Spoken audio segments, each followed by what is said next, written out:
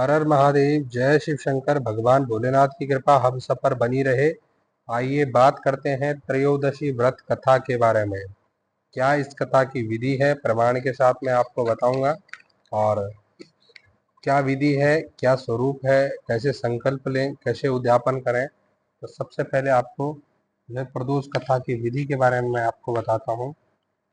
प्रदोष व्रत करने वाले को त्रयोदशी के दिन दिन भर भोजन नहीं करना चाहिए।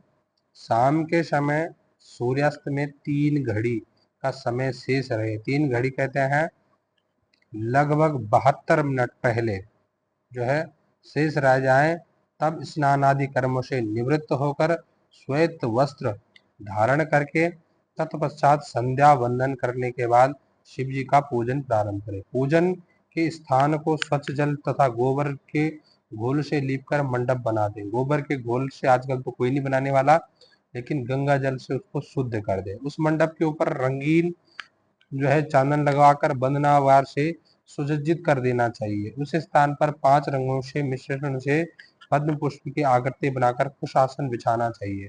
उस आसन पर पूर्व मुख मतलब पूर्व की तरफ आपने मुख कर देना है या उत्तर मुख होकर बैठ जाना है। फिर इसके बाद भगवान महेश शंकर जी को आपने ध्यान कर देना है। और ध्यान का स्वरूप क्या रहेगा, कैसे भगवान का ध्यान करना है। करोड़ों चंद्रमा के समान कांतिवान त्रिनेत्रधारी मस्तक पर चंद्रमा भूषण धारण करने वाले पिंगल वर्ण के जटाजूटधारी नीले कंठ तथा अनेक हारों से सुशोभित वरद हस्त परशुधारी नागों के कुंडल पहने व्याघ्र चर्म धारण किए हुए रत्न जड़ित सिंहासन पर विराजमान शिव जी का ध्यान हमको करना चाहिए। अब लिखा है प्रदोष पद रजनी मुखम के अनुसार सायंकाल के बाद और रात्रि आने के पूर्व दोनों के बीच का जो समय है उसे जो है प्रदोष कहते हैं। उसी समय व्रत करने वाले को भगवान शंकर का पूजन करना चाहिए। इसका मतलब है कि धूप जाने के बाद रात पड़ने से पहले प्रदोष व्रत की विधि है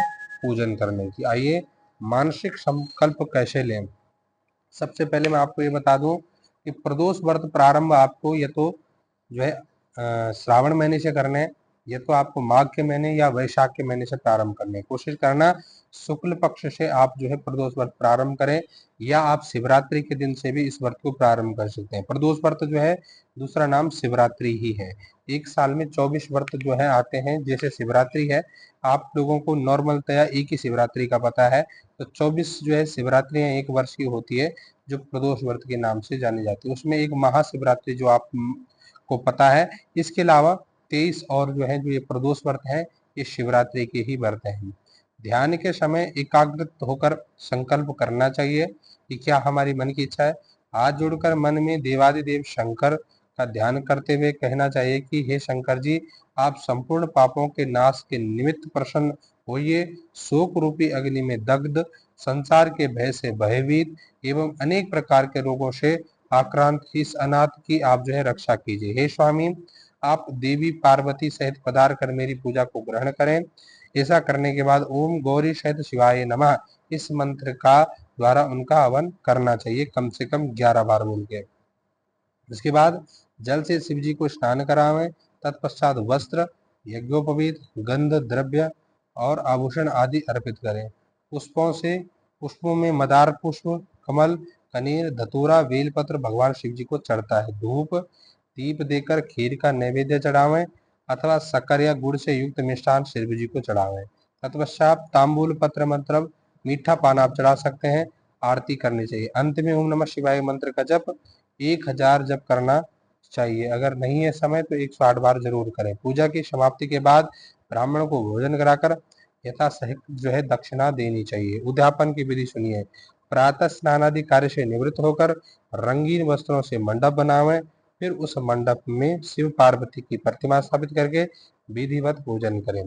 तदनंतर शिव पार्वती के उद्देश्य से खीर खीर में अग्नि में हवन करना चाहिए, या हवन करते समय जो है उमा सहिताय नमः 108 बार जो है मंत्र जप करना चाहिए। खीर आप शिवलिंग पर जाकर भी चढ़ा सकते हैं, और अगर आपको हवन करना है तो आप छोटे सा कपूर जला के, थोड़े से 2 कपूर जलाकर उसमें जो है 5 आहुति खीर की थोड़े थोड़े डालकर जो है शिव जी को ओम नमः शिवाय बोलते हुए चढ़ा सकते हैं।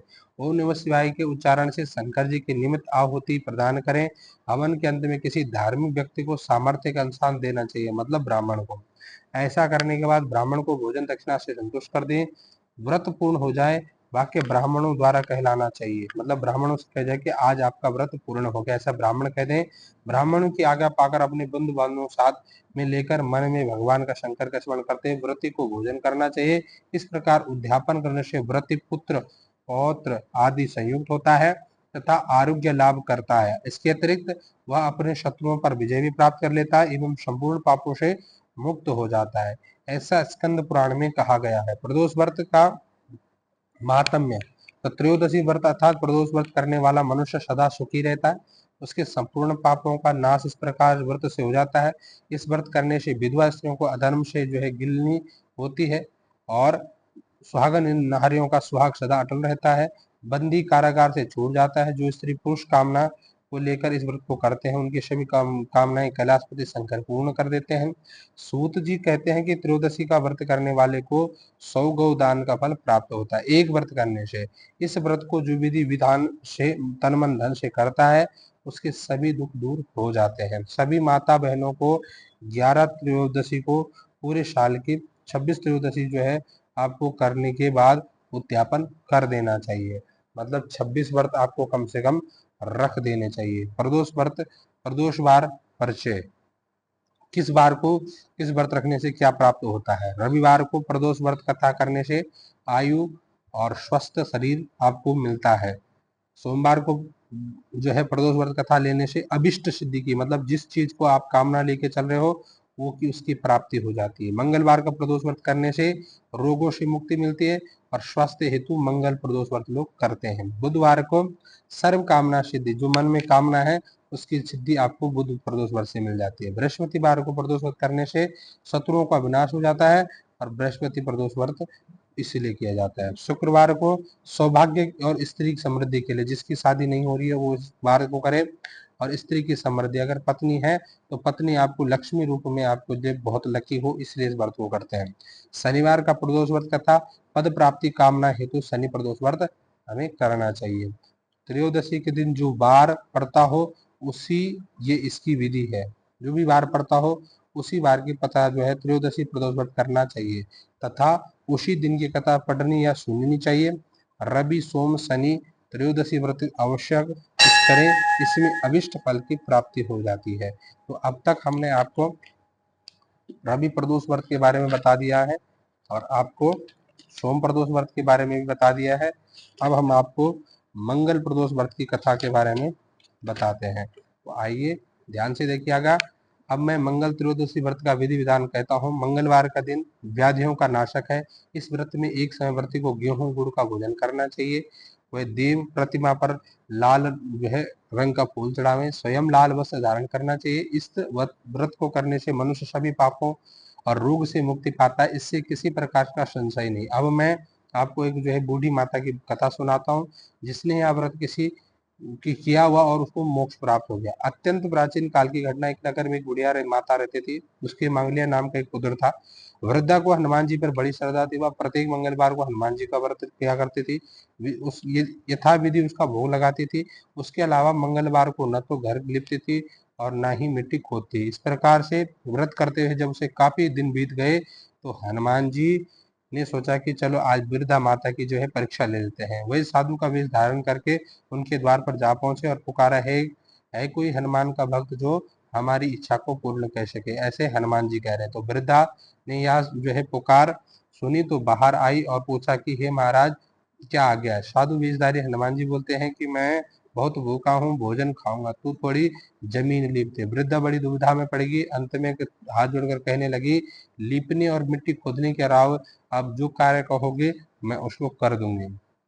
साधु ने 3 बार प्रतिष्ठा करने बाद तू अपने बेटे को बुला, मैं उसे औंधा लेटाकर, मतलब उल्टा बिठाकर लेटाकर उसकी पीठ पर आग जलाकर भोजन बनाऊंगा। वृद्धा ने सुना तो उसके पैरों से जो है धरती खिसक गई और वो बेचारी सहम गई, डर गई।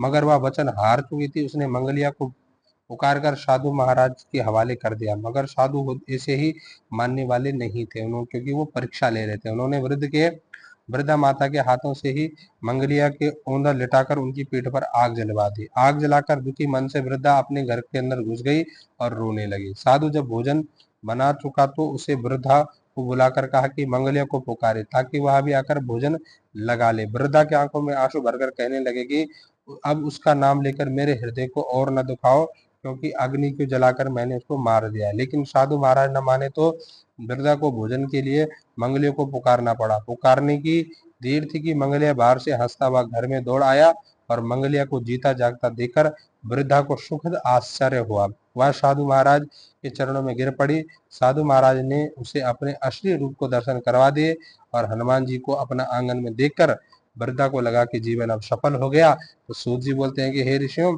इस प्रकार से मंगल प्रदोष व्रत कथा है, और जो भी इस व्रत की कथा को करता है उसकी पीड़ाओं का अंत हो जाता है, साथ में उसका शारीरिक स्वास्थ्य जो है मजबूत हो जाता है। हर हर महादेव। कमेंट सेक्शन में जरूर लिखना कैसे आपको वीडियो लगी।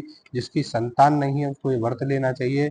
जिसकी संतान है, संतान अच्छा कर्म करे, उसके लिए व्रत करना चाहिए। जिसकी संतान है, संतान अच्छी पढ़ाई लिखाई करे, जीवन में सफल हो, उनको ये व्रत करना चाहिए।